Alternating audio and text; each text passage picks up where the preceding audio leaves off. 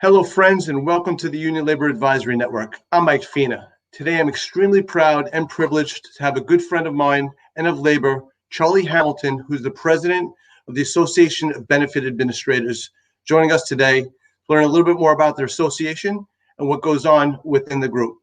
Charlie, thank you so much for joining us today. Appreciate you joining the network and giving us an overview of the Association of Benefit Administrators. Oh, absolutely. Thanks for having me. It's a pleasure to be here. Yeah, and Charlie, before we even get started, I just wanted to thank you and the ABA for me in my 13 years within labor has been a place where I've met some really good connections, contacts, friends. I consider family within labor, and it's really helped to build and establish my career over my tenure and working to establish and support the labor community. So, hats off to you, the previous executive boards, and the existing leadership today. So, can't thank you enough, and I'm excited to promote you, support you, and educate the viewers today a little bit more about what ABA is all about. And so, I'll let you give us a little bit of story about the origins and the history, and I'll let you take it from there. Thanks, Charlie. First of all, I want to thank you, Mike. Okay, I mean, Mike Fina, for all you guys, you all know Mike is a friend of labor. Obviously a friend of the ABA, and we really very much appreciate you. But so what is the ABA? What's it all about? Technically, it's a 501c5 organization. That doesn't mean anything to anybody, really. I thought the best way to tell you about the ABA is to kind of go back a little bit in history, talk a little bit about history. So the whole idea of employment-based benefit plans all really started, or benefit packages really started back in World War II, when the federal government imposed wage restrictions, wage freezes across the country. So employers were looking to hire workers. There was a shortage of workers with the war effort going on, and unions were, looking to improve a lot of their workforce. And meanwhile, they couldn't negotiate for higher wages. So both employers and unions looked to other means to on the employer side to attract workers, and on the union side to better the lives of their workforce. So they looked to benefits, providing benefits. That's how, vacation packages. That's how we started with welfare funds and pension funds. That's really where this whole industry that we're part of took off during World War II. Now, flash forward to the Korean War. In the 1950s, you had jointly administered funds, benefit funds, really taken off. And the reason is twofold. Number one, it came right after the enactment of the Taft-Hartley Act, but it was also in response to wage controls that the government initiated during the outbreak of the war in Korea. So there was this dramatic increase of plans like ours. And in 1959, there was a group of administrators that got together, and they decided that they wanted to improve the professionalism of the fund administrators. They wanted to serve as a source of information for health and welfare plans and welfare matters. And they wanted to provide a forum for the exchange of ideas and experiences among administrators. So a little while later, flash forward to mid-March 1961. So 60 years ago, just last month, wow. 60th birthday of the ABA, 23 administrators got together. They put together some regulations and rules, and they became the constitution and the bylaws of an organization that they named, that they christened the Association of Benefit Administrators. Then over time, they expanded the membership of the ABA to include the consultants, professionals, and the vendor partners that serve the multi-employer plan community. And throughout its history, the ABA has looked to, I guess, draw attention to the unique skills and experience of its members in matters involving health, welfare, pension plans for workers. If you think about it, the skills and knowledge required to be a fund administrator are pretty extensive. You need to, they cover every aspect of healthcare and its delivery mechanism. We all know, how complex that is. Even President Trump recognized that it's a very complicated matter, right? Being a little facetious there. We could always cut that part out. In any event, not to get too political, I'll talk to you about my Halloween costumes too if you want. In any event, so anyway, so there's every aspect of the delivery mechanisms involved in healthcare. There's strategies to control soaring healthcare costs over the years. How do we improve pension plan standards and coverage? How do we improve service to the participants? Operating hearing aid plans, hearing programs, dental vision programs, pharmacy benefit contracting. It's very complicated. Many other programs, and all these different aspects of benefit fund administration, and that whole field is highly regulated by government laws and regulations. So it's a very complex area, and that's what the ABA is about: is bringing together administrators, to address our common concerns and issues. Right, and those meetings, the luncheons that we had back in pre-COVID. Was very educational, and it's always to sit back and learn from the different service providers and how they're providing those benefits, or the different technology or enhancements that are serving the membership in today's economic times and just changing environment in general. So it's been great, and again, during the COVID time that's going on right now, you've done a great job with some of the webinars, some of the seminars that you've put together, and again, tribute to you and to the executive board. And that may lead in just a little bit. Just tell us a little bit more about who are the contacts or the key players within the ABA today, who you're working with to help, keep the membership together and growing and thriving. Right. Currently, the ABA, has a board consisting of a president, vice president, treasurer, secretary, and at-large directors. And right now, I'm privileged to serve as a president, and have for the last couple of years.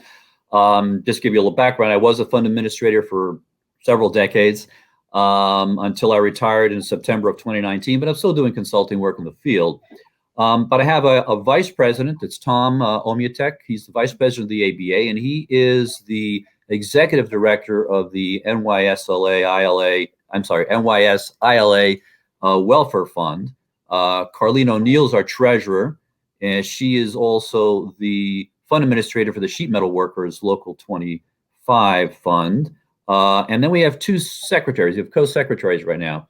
Robin Mazalewski, the fund administrator of the Teamsters Welfare Fund of Northern New Jersey, Local 723, and Rhonda Murray, who is the fund administrator for CIR, SEIU Healthcare Funds.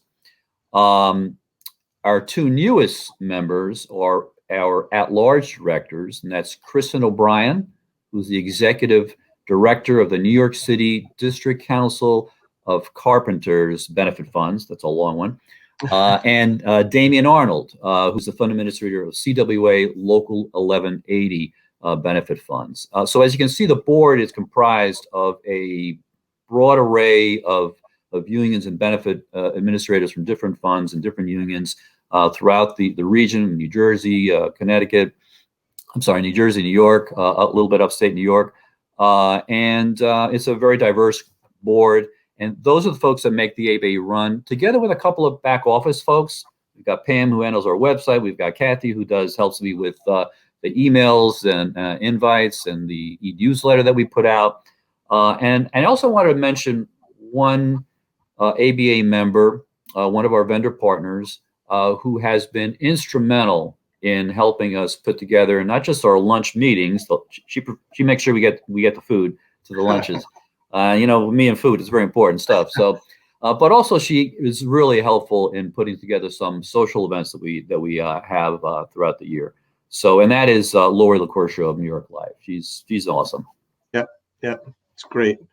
So, Charlie, tell us a little bit about the mission of the ABA and how the ABA seeks to achieve that mission. Going forward, today, past, going forward. So I mean, the mission, is pretty simple. We exist to provide a forum for administrators. We exist to provide education to administrators and to provide a forum for them to exchange their ideas, their concerns, and look at possible strategies and solutions to those concerns. We all have the same issues, right? You know, whether we're a Teamster fund or a WDSU fund or a Carpenters fund, we all face the same issues, very similar issues. So we learn from each other and from our consultants and vendor partners who can bring ideas to the table, and that's how we that's what we're all about, really. And how we do that is the lunch meetings that you mentioned. Pre-COVID, it was we would meet for the last several years. We were meeting in Midtown Manhattan, very convenient location, about half a block from Penn Station, so we could all get there pretty easily. And we would have lunch meetings, which would involve presentations, usually two presentations, usually go from 12 to 2 p.m. roughly. And I can talk to you a little bit about what we did in 2020. So in February 2020, just barely pre-pandemic, Right. I think we didn't know what we were getting into at that point. That was our last in-person meeting through today, unfortunately. And we had two presentations. We covered two topics. One was entitled "Choosing the Right Provider Matters," which those of us who ran health and welfare funds know how true that is. And that was a session presented by Lucas Pauls of Mount Sinai, and in partnership with Michelle Zettergren, who's the president of Brighton Health MagnaCare. And they described a very unique program that they have for joint replacement surgery and bariatric surgery. It brings tremendous value to both the member as well as to the fund, sort of like center of excellence kind of approach. Really interesting program. And the second presentation was by Michael Jordan. Most of us all know Michael Jordan. And he is now with Payer Matrix, and he presented he talked about a program that involves both pharmacy copay assistance, but even more importantly, patient assistance programs, which can bring huge savings to members and to funds, especially as it relates to specialty medications. After the pandemic hit, we were trying to figure out, okay, now what do we do? How do we continue to provide education and a forum for our members? And then it took us a little while to get it together, frankly. This is, we hadn't dealt with a pandemic before. We didn't know how to do this. So eventually, come September, we had our first virtual meeting. And the first one was a session about the impact of COVID on three industries: construction, grocery, and the hospital industries, and also the impact on healthcare in general of COVID. And interestingly, we're going to revisit that presentation this coming June to kind of look back. Okay, so what's happened since? What's happened in the last 9 months? Where are we today in those industries and in healthcare in general? So that should be an interesting session as well. We'll have a second presentation as well at that session. We're planning that anyway. So that was the first one we had, and that was in September. And then in December, we had a presentation on behavioral health and substance use disorders in general, and the impact of the pandemic in particular. And you know that December is usually a tough month when it comes to behavioral health issues, as well as substance use and abuse. So we thought it was particularly timely to have that session in December. Plus, with the pandemic, all the additional stressors that are involved in all of our lives are having a tremendous impact. So that was a very meaningful session that we had in December. And then this past February 2021, we had a very well-attended session on the future of virtual medicine, which was presented by Teladoc, who's one of our ABA vendor partners that are members. And in April, just a couple of weeks, we're having a session on pensions, and particular attention being given to the newly enacted Pension Relief Act, and that's going to be presented by some consultants from Siegel. Very good, very good, and a lot of information. It's always bringing people together, and this is vital and critical information to figure out how we can support the membership, healthcare, the funds, just going forward. In regards to that too, is that is it all work and no play at the ABA, or what goes on with the ABA? I have some really good friends, obviously, like and it's just great to get back to those luncheons, hopefully soon, just to get the camaraderie and just be able to see everybody again. But tell us a little bit about the no work no play, or all work no play, or how it works at the ABA. Well, we believe in working hard and playing harder. No.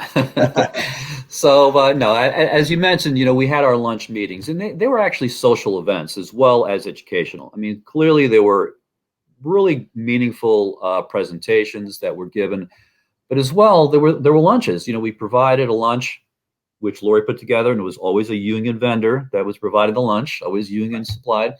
And, there were sandwiches and wraps and salads, and for the fruit salads for the health conscious, and for those of us that have a little bit of a sweet tooth, there were brownies and cookies. It was a nice little setup of food, and people would tend to get there early and chat, and then they'd linger after the presentations, and we would all, have conversations and catch up on what's going on, and in some cases share business cards, and just talk about what's going on in our lives. And they were really nice social events. The ABA is also known, I would like to think, for a really nice brunch that we put on. It is always held in conjunction with the International Foundation of Employee Benefit Plans annual conference. So whatever the host city is, that's where we'll be. Unfortunately, we missed out on Honolulu in 2020, right, because of the pandemic. That would have been a nice one, but we're hoping to be able to hold it in Denver this year. And it is a brunch. It's free to the members, a really nice brunch that folks come in. It's always on the Sunday that marks the start of the IF annual conference. And then the last thing that we do, it's the first Thursday of every December, we put on what we like to think is the nicest holiday event in the New York City metropolitan area. Okay, it's at the classic St. Regis Hotel, beautiful old hotel in Manhattan, with a buffet of really good food, top flight beverages, and short speeches. I think that's really important. There's no sit down tables. There's more like cocktail type tables. So people really, really mingle. There's really a lot of camaraderie and conversations. We honor a labor leader who has championed workers' benefits. And over the last few years, we've also had a political leader or a government official speak. That somebody who has also been a hero to labor, or who has supported labor in their career. Last year, we had New York State's Attorney General Tish James, who was terrific. Our honoree, Carpenter's Joe Geiger, was also great and short speech, and Tish really got everybody going. A very dynamic presentation she gave. But anyway, these are our events. They're really fun events, and we're really hoping that we can have them again. We had to cancel last year's as well because of the pandemic. We've already reached out to the St. Regis. We're hoping that we'll be able to have our annual reception and honor another great labor leader come December. Fingers crossed. Exactly. And just so you know, I got my one shot yesterday, so I'm vaccinated now. So I'm looking forward to getting out there a little bit more frequently and just feeling a little bit more comfortable. Good. And I'm excited to start seeing people on a more regular basis. And so, Charlie, one last question. What would you say to other fund administrators or service providers that support the labor market about, if they're not yet members, what should they do, and how do they get in touch with you if they'd like to join? Right. Well, I suggest that they check us out. I mean, we have a website. It's a sort of a strange name because of the ABA is sort of taken by the American. What is it? The ABA, the lawyers group, right? Yeah, exactly. So it's ASSOCBEN admin.com, as in Association Benefit, right? Administrators.com. So we have a website. You can always reach out to me, Charlie Hamilton. You can reach out to me through on LinkedIn. You can reach out to me through, I still have my Local 338 email, chamilton@local338.org. So we would love you guys to check us out. If you're not yet part of the ABA, check us out. We will not turn away a non-member to one of our meetings. And in fact, we welcome you for two reasons. Frankly, we think once you try us out, you're going to like it. You're going to enjoy the meeting, and you're going to want to join us. But also, we welcome your questions and we welcome your knowledge. We welcome your experience and your input to us. That's what we're all about. As I said, we're a forum to share our concerns and ideas, and we welcome your company and enjoy each other's company. That's what we're all about. Great. And is there anything else that you'd like to add before we close today? Yeah, actually, I realized that I neglected to mention who the presenters were on our virtual meetings in September and in December. So in September, that was the one about the impact of COVID on various industries. That was presented by an advisory board that is affiliated with United Healthcare, and they did a terrific job with that. And then the December presentation was on the mental health aspect, the behavioral health aspect. That was presented by a psychologist or a person from the behavioral health side of United Healthcare. And on the substance abuse side, that was Andy Johnson, that we all know from the Teamster Health Centers. And they both did a terrific job of bringing the issue to making it clear, as well as the impact, making the impact of COVID, making us understand how serious an impact it's had on both behavioral health and on substance use and abuse. Okay. Perfect. Kind of flubbed that a little bit, but. Well, again, Charlie, thank you and the executive board of the ABA for all that you do to support labor, to support the service providers and the fund administrators and members of our labor community. Thank you. The ULA Network is a site to support, educate, and promote informative content relative to our union labor community. I'd like to thank all of you for joining. Please subscribe to our YouTube channel. You could follow us at ulanetwork.com or other social media platforms via Instagram, Facebook, and or our app that you could find on our ULA website. Have a great day and look forward to seeing you soon. Thank you.